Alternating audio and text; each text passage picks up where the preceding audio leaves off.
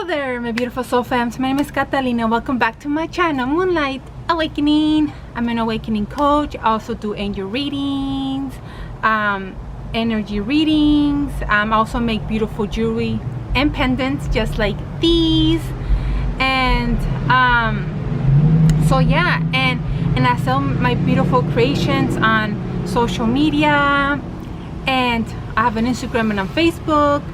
And if you'd like to contact me, I do have an email as well. And I finally on Patreon, where you can win some of my jewelry.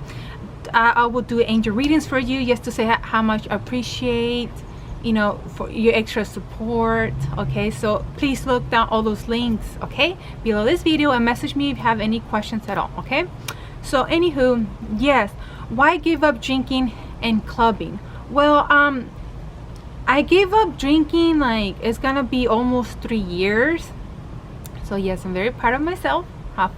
And in clubbing, like 4 years. Okay, because again, when you're in your spiritual awakening, you know, you start raising in vibration, right? The longer you're in your awakening journey, the more you're raising vibration. Okay, and we want to know signs that you're raising in vibration. If you'd like to know that, I will leave a link below. Okay, I made a video about it. Okay, and when you're raising in vibration, one of those things is that things that you used to enjoy or have fun, no longer, it's not, you don't find them as fun anymore. You lose interest. It could be music, you know, and for me it was, you know, clubbing, and then it was drinking. First clubbing, then drinking. Yeah. So when I stopped, when I was like, yeah, I was like, no, this is no longer for me. But yeah, like, you know, before my spiritual awakening, you know, I would go clubbing with my friend every weekend. It was, you know, having a good time. And even during weekdays, when I have to wake at 5 in the morning, I know, hey, I wanted to go out. And me and my friend, and yeah, and I was also going to school at the time. I was like, I was trying to finish my homework. I don't care if I have 4 hours of sleep. I'm going out this weekend. But yeah, that was me. So anyway, because, you know, I know, and I had another friend that she was like, well, I'm too old to go clubbing. You know, I'm already 30. I'm like, for me, I don't care if I'm in my 30s, 40s, 50s. I'm going clubbing because I love dancing. I love enjoying the music. Okay, but you know, but so yeah. And one day, me and my friend, this other friend, we okay, now I'm awakened. Okay, and I wasn't even a year yet when I was like, I went to the club that night with my friend, and I'm all, you know, hearing the music, and I'm like just looking at her, looking at everybody, just looking at this area, or feeling it too. I was like looking around, and I was like, this is not me anymore. I feel like I don't belong here. I don't, because if you think about it, because remember, your soul will tell you, hey, this doesn't serve me anymore, right? And and anyway, so because clubs are not high vibrational. If you think about it, people, you know, have addictions. You know, if they do have a drinking problem, you know, they're drinking. Drinking's not high vibrational for your body in the first place, you know. And there's also negative people, you know, negative people there. You know, sometimes you see people arguing at clubs, either with friends or spouses, or, you know, or you see people like fighting. Again, that's not a high vibrational place at the club, you know. And that's why, like, once I felt like this wasn't for me anymore, I felt strange there. I was like, I told my friend, like, hey, you better find someone else. Well, I didn't say that at the club. A few days later, when I went to visit her at her house, I was like, you know what, yeah, I'm no longer gonna go clubbing with you. It no longer resonates with me.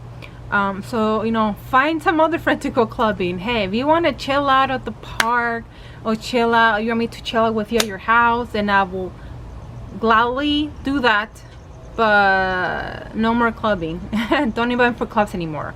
Okay, if you want to go other places, like high vibrational places, like, you know, parks, so we can chill together at your house, we can do that, you know. But she was okay with it. She's like, okay, you know.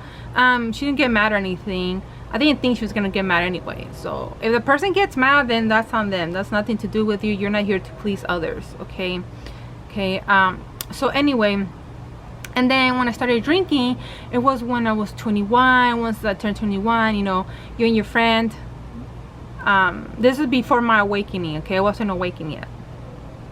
So I was like, you know, me and the same friend, I told her we will go clubbing every weekend, sometimes on weekdays, you know, to go drinking. We'll get drunk. Even before I head there, I will drink before heading there and things like that. And yeah, just a lot. But you know, when it comes to drinking, you do a lot of stupid things. But at the end, in the journey, you learn that you embracing every part of you, even the things that like cringes your teeth. You're like, ugh, you know. But at the end, it's about loving every part of you. Okay, even the not so pretty parts, even the things that even when you're angry, loving when you're angry too. You know, loving every part of you. Okay.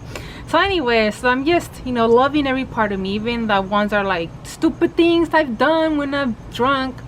Okay, like one of them, I feel like, because when you're drunk, you know, you don't think straight. You really don't, you know, and you do the stupidest things. Like one of it, this is the worst I've ever happened to me. So, you know, I had a boyfriend at the time, and my boyfriend took me clubbing. He picked up this is at another friend now, and we went clubbing and stuff like that. And I just remember sitting and my boyfriend bringing her drink too, and and you know, barely sipping it. The rest of the story, I blacked out. I don't know. When I mean blacked out, I mean like I just like fell and that's it. No, my mind got blocked out. And then once I have no freaking idea what happened in the middle. I just remember what happened in the beginning, me barely sipping the first drink, barely, with my friend, and then I remember trying to walk back to the seat because I feel like puking. So I ran to the bathroom when I'm like puking like mad crazy. And then my friend, she came also to join me in the bathroom and hold my hair and trying to, you know, tell me focus, you know, things like that, for me to like, you know, because she noticed how bad I got. And yeah, and eventually my friend started feeling horrible next. So I don't know if somebody did something to her drinks. No, it's not the boyfriend that took us out. No, because you know, he it was not him. 1000% it was not him. I know it was, I don't freaking know, it was like the bartender, but that's never ever happened to me. So anyway, I'm trying to walk back, and then eventually they just kicked us out of the club, and then I just go to try to walk back to his car, and he's trying to help my friend too. My friend, so she felt like, first I felt like crap, then she felt like crap, and then it was just terrible. And then my friend's at the back. She's like, now she's like, she can't even like she was like having this, it looked like she was having asthma or panic attack. I don't know. She was like with her brain, like like that. So I know she had asthma, but I don't think she had it. I don't know, but there was something off anyway. And my boyfriend was really freaking out, so he was trying to speed back to her. It wasn't even, that club wasn't that close to our house, by the way. So he's trying to hurry up, you know, to take her back home, because he was kind of freaking out. But the thing is, then it was a nighttime, and then my boyfriend, you know, then this police pulled him over because of his speeding, because he was trying to help my friend. And and yeah, it just things like that. He got a ticket. It was just horrible, and I was like crying because like, oh my gosh, I pulled him over, so my freaking fault. It's my fault. It's my fault. Even my friend felt it was her fault. I'm like, it was my fault. I feel so horrible. Like, no, it was my fault. Oh, my fault. But at the end, you know, I don't blame myself for it anymore. I have forgiven myself. But at the end, it was all of our choices. If you think about it, it was we all chose that scenario. Like I said, we choose to, you know, you choose your scenarios for a reason, you know, and then you realize how much you've grown and evolved. You know, no matter how cringy, how much you hate that memory, but it's about like, you know, it's a reason why you chose that story for you. Okay, so you can realize how much you've grown and evolved, and in all these things, right? And that's how I realized, damn, I've grown so much, you know. And then, you know, forgiving yourself, right, in so many ways, you know, when you're and anyway, and not only that, also, you know, you fight with your spouse when you're drunk too. It's not a good feeling. And once I finally was awakened, I went to Cancun, Mexico. It was so fun. I can't wait to go there again. And we went there before a wedding, because I was gonna get married at Cancun. And so anyway, it was the day before the wedding. So yeah, like, if you didn't know, resorts in Mexico, food, you get unlimited food and drinks for free. Anything for free. Well, I would say anything except you know, their shops or something. But anything that's food related, drink related is free. You just pay to stay there. Okay, so again, yeah, you can really go crazy in there, you know, when you go there. But anyway, oh, hello there, little dragonfly. Oh, it was almost, I felt like it was gonna close to my face. It was that close. There it is, coming back. Hi. Yes. And anyway, so and that night I drank so much, and we went back to the room, and I was crying like crazy. Remember, I was already awakened, and I felt my body was hating me. I've never cried when I'm drunk. I've never blacked out. That's the first time ever. And then this time I blacked, and this one I was like, no, I didn't black out. This one was like, oh, I never cried when I overdrink. I've never cried. I just puke a lot or talk a lot. I also talk a lot when I'm drunk, but that's it. But like, you know, this one is like, I felt like my body was telling me, how dare you do this to me? How dare you do this to me? And I was crying. I felt like my body was telling me all these things, and I was crying. I felt so freaking horrible. How freaking dare I do this to myself? My body hates me. And I was puking and crying like crazy. And my boyfriend was like, why are you crying? It's like, my body hates me. My body hates me because I drank too much. My body hates me. But anyways, loving every part of yourself, even the days you were drunk. So I do loving every part. So anyway, and then so anyway, and that's where I stopped drinking. Like, that's it. And that's why I cut it off. Now that's why it's been almost 3 years now, and clubbing like 4 years. Okay, and even when our twin flame relationship ended, we became friends at the time, me and my twin flame. And I and I told him, like, yeah, my next relationship, I don't want him drinking at all. I don't want him, like, I already hate smoking. I hate people who smoke anything. I hate it. There's something disgusting about with smoking. I hate the smell, everything. And now drinking, I'm like, you know what, I don't want a spouse that drinks, because look, all these horrible, terrible things happen, you know, happens to people, you know, all these things. And I told him that, you know, now I'm looking for a better spouse.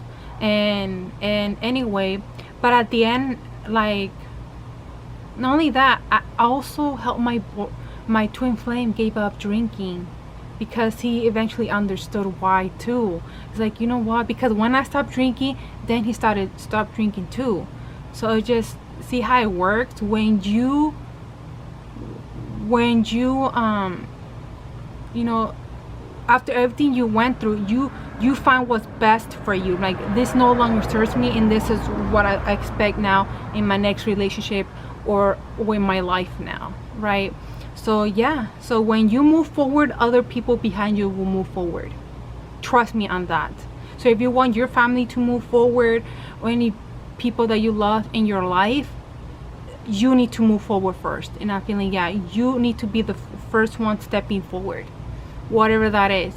Okay, I know it takes courage, lots of courage and bravery, I know, but it's gonna be all worth it. Okay, not only that, let's just say, because not only that, you anchor more light when you're not drinking or smoking. That's the thing.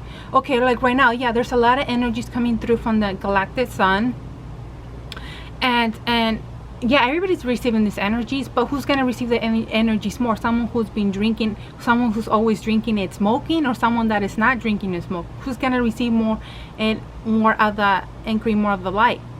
The person who's not drinking or smoking. Okay, not only that, like, I'm just glad I'm no longer, you know, I never thought I never thought in my entire life I'm gonna stop drinking. I've never thought that. That never came in my mind. I always thought I was gonna drink here and there, but I've never, ever since my spiritual awakening, you know, I stopped. But I've never thought I would stop drinking ever, or clubbing at the time. I didn't know, but that's the magic of spiritual awakening, right? Just full of surprises, good surprises. I like the good surprises. You know, and you know, plus alcohol dries your skin. I already deal with dry skin, and ooh, a butterfly now. Yes, transformation. It's part of the transformation. Kind of like when the dragonfly came by like twice, getting really close to me, has to do with transformation, right? Thank you, beautiful dragonflies and beautiful butterfly, for your beautiful message for us all. Okay, and not only that, like, I feel like my body's more healthier now, you know, because, you know, it affects everything about you. Even at parties, I remember one time my sister was my little younger sister turned 21. We were like, oh, she can finally drink now, let's get her some drinks. And then, like, my sister was like, here, have a drink. I have other sisters, so my other sister was like, not the birthday girl, like, have a drink, come on, it's her birthday, come on. Like, no, I'm not drinking. Oh, don't be that way, come on, it's 21st birthday. I'm like, I don't care, I'm not gonna freaking, I don't want that, I don't want it. So I don't care if it's someone's birthday, someone's funeral, someone's wedding, or in my wedding, my future wedding. I'm not gonna drink. I don't care. I'm done. Cut it off for good. I am done. Literally. Not even for anybody of my sisters. No. Okay, and there's such, I'm gonna leave an addiction prayer. Like, well, I'm still trying to give up drinking or smoking or whatever. There's this prayer that it was given to a psychic medium from Jesus, because she had a lot of problems drinking. She couldn't stop drinking even during her spiritual awakening. And the prayer goes, I'm gonna put it below, and say it as many times as you want. Okay, you need to, if you've been drinking for a while, you have to say it a lot more. Okay, a lot more. You can also say it for some from your loved ones too, because I know how my dad been smoking. He was a teenager. Okay, my dad, so he's smoking so many years. That's why I hate smoking cigars, anything, cigars, weed, you name it. And yeah, so it says, I forgot the prayer about. It's about moving negative energies away from you that no longer serves you anymore. It's a very short prayer. If you need to say 20 times a day, whatever, saying as many times as you feel like you should say it every single day, for you to remove that negative. At the end, it's negativity, it's negative energy, right? And let me know if you stop drinking, and how long that's it been, because it's about baby steps. When you do the little first step, you're already making a huge difference. Even if you're thinking of drinking or smoking, congratulations, you know, trust me, it's gonna be all worth it. It's about baby steps. When you barely have that intention, and the intention, and when you start putting, you finally stop, you know, doing that stuff, you know, you're already making a huge difference in your life. Trust me, you are. It's a huge, you might not say it's a huge change, but it is. Okay, so anyway, like and subscribe for more videos to help you on your spiritual awakening journey. And until next time, bye.